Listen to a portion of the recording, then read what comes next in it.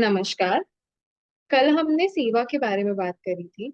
उससे ही मिलता जुलता एक थॉट मेरे मन में आया, जो कि है कि you can serve God by serving others. सेवा ना एक भाव है। बहुत बार जब हम कोई भी कार्य करते हैं और भगवान से रिलेटेड जब सेवा हम किसी सेवा भाव से उस चीज को करते हैं, तो हमारा मन बहुत हल्का रहता है। उस टाइम पे चीजें बहुत इजीली और बहुत आराम से हो जाती है, फ्लो करती हैं, शायद ऐसा लगता है, हल्का लगता है, ज्यादा भारी में नहीं आता। लेकिन जब अगर हम यही थॉट अपने घर के किसी कार मेंबर के साथ, हम किसी कुछ पानी सर्व करते हैं या अगर खाना बना के सर्व करते हैं, और कभी कभी हमें लगता है कि हमारे मन में गुस्सा होता है, कभी हम मूड हमारा उस दिन अच्छा नहीं होता, और हम लोग कभी उन्हें मना भी कर देते हैं और कभी कभी कुड़कुड़ करते हैं और अच्छा सा नहीं लगता। क्या उस टाइम अगर आप ये सोचो कि उस इंसान के अंदर भी भगवान है, और अगर आप इस थॉट से उन्हें सर्व करो, तो आपको इतनी परेशानी होगी? आपको क्या लगता है? बिल्कुल नहीं होगी। यू आर नहीं राइट होगी। दिव्यांशी। बचपन से ही, मेरे ख्याल से बचपन से ही हम ये सुनकर बड़े हुए हैं कि भगवान हर जगह है, हर किसी के अंदर है, सिर्फ धार्मिक स्थलों पर नहीं। बात तो सही है, सुनने में अच्छी भी लग रही है, पर इसका सही मतलब क्या है? मतलब इसका मतलब, मुझे ऐसा लगता है कि बड़ा आसान है कि आपकी लाइफ में जो भी लोग हैं उन सब में भगवान को देखो। क्योंकि अगर भगवान हर एक जगह पे है, हर किसी इंडिविजुअल के अंदर है, तो फिर आपके अंदर तो सिर्फ नहीं, सामने वाले के अंदर भी होगा। बिल्कुल। हर हर एक इंडिविजुअल को उस निगाह से देखो जिस तरह से आप ईश्वर को देखते हो, जिस तरह से आप भगवान को देखते हो। हर किसी के लिए काम उस भावना से करो जिस तरह से आप भगवान के लिए काम करते हो। हम्म। हर किसी स्थान को इतना साफ सुथरा महकता रखो जैसे आप अपने धार्मिक स्थलों को रखते हो। और धीरे धीरे आपको ऐसा लगेगा कि जैसे ना, कि आपके अंदर का जो इविल्स है ना, जो आपके मन में अहंकार, क्रोध, लालच, घृणा, ईर्ष्या, ये सब आपसे धीरे धीरे करके छूट रहे हैं।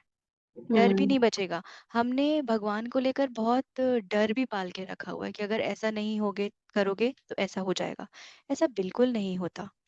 भगवान कि स्कूल में, भगवान की जो क्लासेस हैं उसमें जो भी होता है वो हमेशा आपके बेटरमेंट के लिए होता है।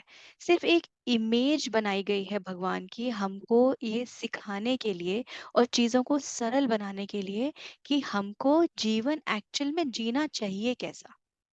तो जैसा आपने हम्म। बोला, किसी को पानी देते हो, कभी किसी के लिए काम करते हो, तो कभी तो खुशी खुशी करते हो।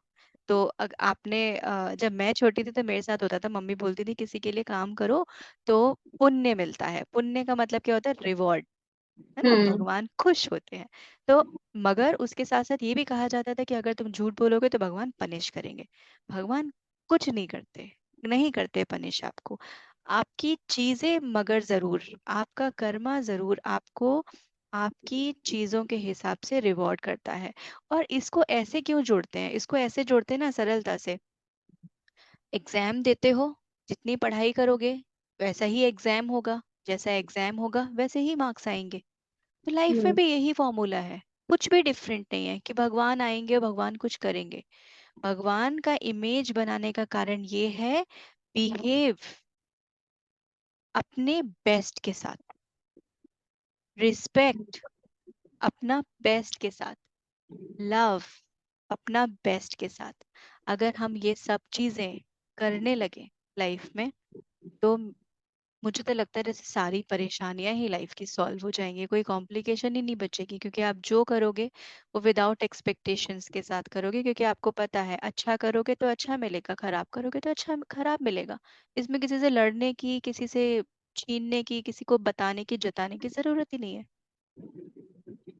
और मुझे लगता है कि ये जो स्किल है, ये एक इमोशनल स्किल है जो हमारे अंदर अगर बचपन से ही डाल दिया जाए, हम अपने बच्चों को समझाएं और ये सिखाएं, तो आई थिंक वो फियर ऑफ गॉड और ये कॉन्सेप्ट, कंप्लीटली, ये सब आगे तक इतना उलझने की जरूरत ही नहीं कंप्लीटली, पड़ेगी। कंप्लीटली। हमारे यहाँ मिसअंडरस्टैंडिंग सारी इसी के कारण हुई। हम लोग ना ये बेसिक छोटे छोटे मुद्दों और लाइफ अपने इमोशनल स्किल से हमने बच्चों को सिखाए ही नहीं है। ऐसा नहीं है लोगों को आता नहीं है, लोग सीखते हैं, समय के साथ करते करते सीखते हैं, मगर इट्स नॉट 100%। तो या अगर हम सीड में, जो सीड का जब इनिशियल उसको बोते हो, उसको नर्चर करते हो, रूट्स में ही अगर ये क्वालिटीज डाली जाएंगी ना, तो वो आज अगर 20% है तो वो 80% होने के चांसेस है।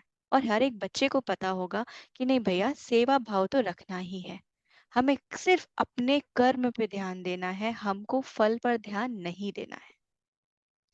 बच्चे को ये पता होना चाहिए कि कर्म अच्छे होंगे तो फल 100% ही अच्छा होगा। और अगर किसी कारण से अच्छा नहीं हुआ है, कोई चीज मिसिंग है, तो उनको ये एनालाइज करने की जरूरत है। इसके लिए कोई और रिस्पॉन्सिबल नहीं है, उन्हें खुद ये रियलाइज करने की, एनालाइज करने की जरूरत है कि ऐसा उनके साथ हुआ तो क्यों हुआ और उसमें क्या लर्निंग है। तो फिर हर एक अपनी लाइफ की जिम्मेदारी खुद ले पाएगा। अभी की दुनिया में ऐसा एक्चुअल बिल्कुल नहीं होता। तो लेसन तो दिव्यांशी सब कुछ पहले के ठीक थे, सब चीजें सही सिखाई जाती थी, क्योंकि मैं भी आज बोल रही हूँ ना, तो मुझे, मैं रिलेट कर पा रही हूँ अपना बचपन जो मेरे माँ बाप ने मुझे सिखाया। मगर समय हमने कैसे सीखा, समय ने उसको कैसे मोल्ड करवा दिया, वो चीजें बदल गई। हाँ। तो अगेन सबसे गुजारिश है इस चीज को लेकर कि प्लीज अपने बच्चों को बचपन से सिखाओ कि सेवा और कर्म बहुत इंपॉर्टेंट है। सेवा भाव, फोकस पूरा करो कि आप कैसे भाव से दूसरों के सही साथ बात। व्यवहार कर रहे हो। मुझे एक सेकेंड, हाँ मेरे पास एक क्वेश्चन है। जैसे मैंने बोला, मैं हर वीडियो के बाद एक सवाल पूछूंगी। तो बिल्कुल। आज का मेरा क्वेश्चन है, अगर आप मुझसे अग्री करते हैं, मेरे सारे व्यूअर अगर आप मुझसे अग्री करते हैं, तो क्या आप ये शुरुआत अपने घर से करेंगे? क्या आप अपने बच्चों को सिखाएंगे और आप क्या अपने घर को मंदिर बनाएंगे? कमेंट बॉक्स में यस और नो लिखकर ये संकल्प करें कि आप सेवा भाव का महत्व समझेंगे और समझाएंगे। Thank you so much to all of you. Om.